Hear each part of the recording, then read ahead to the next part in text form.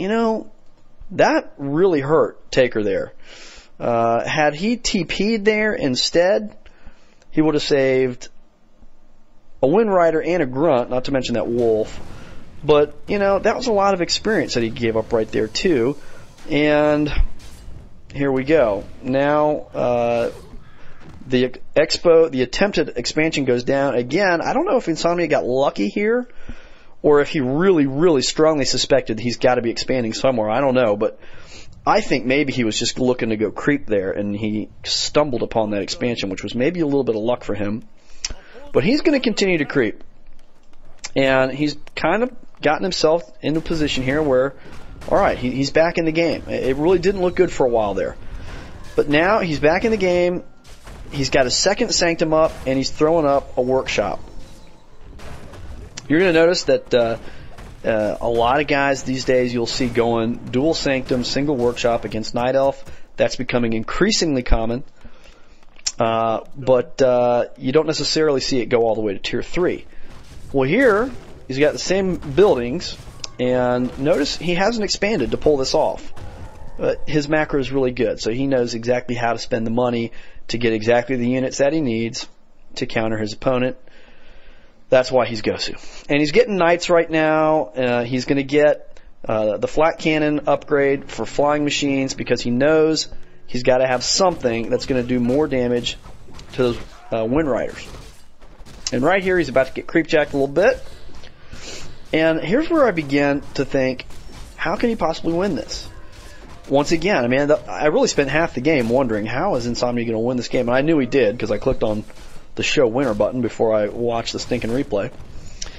And I was like, how in the world does he win? But here's one of the things that I learned, and maybe this is common knowledge to all you guys, but I never really thought about it quite this way, and you're going to see it demonstrated pretty amply here. Okay. You've got Water Elementals and Lava Spawns. Those are the only things in your army that you have doing piercing damage, which is obviously what the Wind Riders are weakest to. You're also going to see some great use of Polymorph in this game, which is just stinking fun. You just don't see that too often. So he does kind of retreat here because he doesn't want to lose all of his peasants to this harassment from the Wind Riders. So he kind of runs back into his base, forces those Wind Riders to leave. But here's the thing that I didn't get until I saw this game.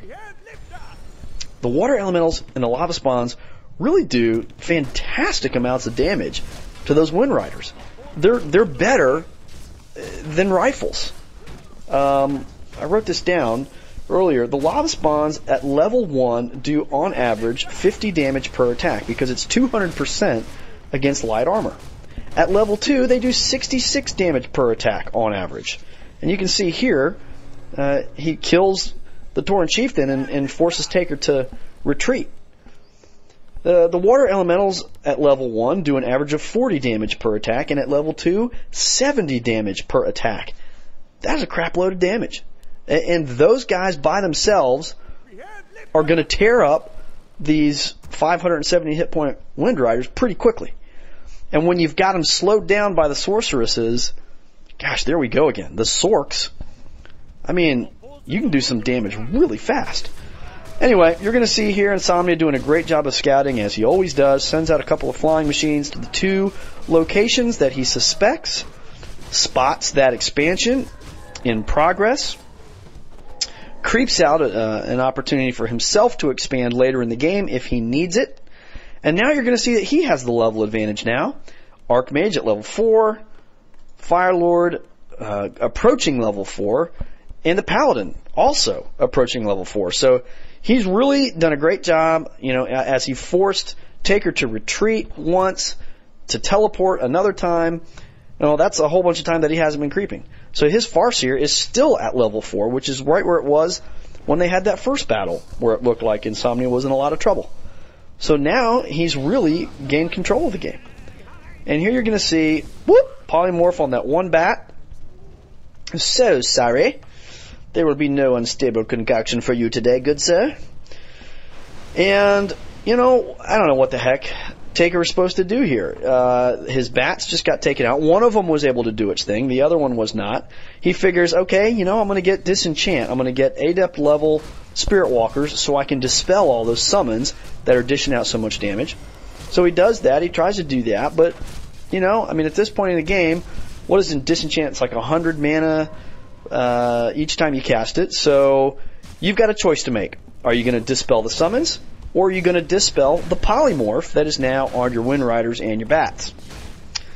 So again, I don't know what the heck you're supposed to do. You can only use Disenchant so many times. I think at the Adept level, the Spirit Walkers have a mana pool of 450. So you've got 4 Disenchants per Spirit Walker.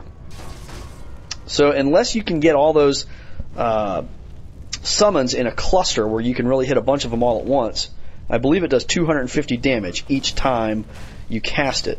So it's going to take a couple of Disenchants to really take out the summons altogether.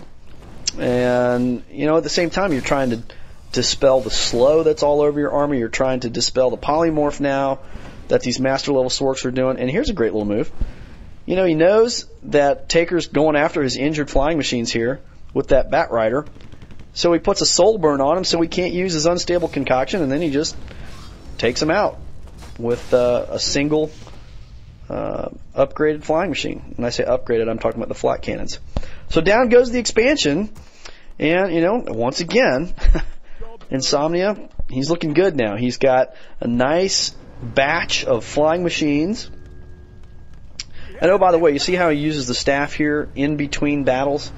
Here's one of those examples I was talking about earlier where, in the middle of a huge battle, I've tried it. I don't know, some of you guys, like I said, are better than me. I have a heck of a time trying to use that staff in the middle of large battles. These guys do it so effortlessly, so smoothly. They get that knight with like 15 HP and they staff him out, and it's just, it's perfect. Now, I have a hard time doing that. I always seem to be just a half a second too late. Or, I'm searching for the guy that I know one of my guys is being focused and like, where the heck is he? And I try and find him and get him out of there. But in between battles, all of us can use the staff there, and it can be very useful. Now, here you're going to get into the final battle here, gang. Watch what happens here. You got Disenchant going off, trying to take out the summons, gets some of them, does a nice job, does some damage. But because you've done that, now you cannot dispel the polymorph on your Wind Riders and your bats.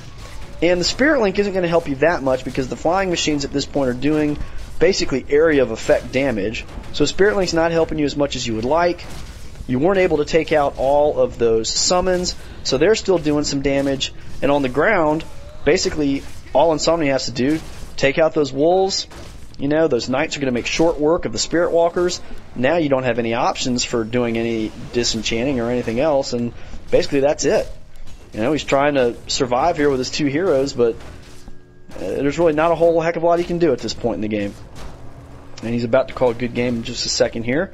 Puts up a little bit of a fight, but once he realizes that both of his heroes are down to just a handful of hit points and he's really got nothing else, he's got no expansion, and Insomnia still has, about 49 food worth of an army, he knows this thing is all over but the shouting, as they say. And there he calls good game, good manner from both players there. Taker saying well played. You gotta love it. So hopefully there's a few things that you can learn there. I do think it's worth experimenting a little bit with that build. Getting to tier 3 and having access to units like Knights, being able to get upgrades on either mortar teams or flying machines really makes those units a whole lot more useless when you can get the flat cannon upgrade or the fragmentation shards that are not available until tier 3. Also, it enables you to obviously get the staff of Sanctuary, which can be a great item if you can work that into your game. It also allows you to get that 3rd hero, which in this case made a nice difference. That really does 2 things for you. One, it gives you obviously the pally at tier 3 where you're going to be able to heal things up. It also enables you to pass that staff of Sanctuary around to a 3rd hero, which makes the staff that much more worth the money you spent on it. Trying to think, what are some other things that I noticed in this game? I mean, really, those are the main things. I was really surprised at how effective those summons are against the Wind Riders. When I saw the first couple of battles, I really didn't think Insomnia was going to be able to pull it out, because I thought all he's got is these Sorks and a couple of heroes. But really, I was totally discounting those summons. But the summons, really, they do most of the damage. And, the Sorks aren't as bad against the light armor units as you would think. When they're getting focus fired, the Sorks are going to go down really hard.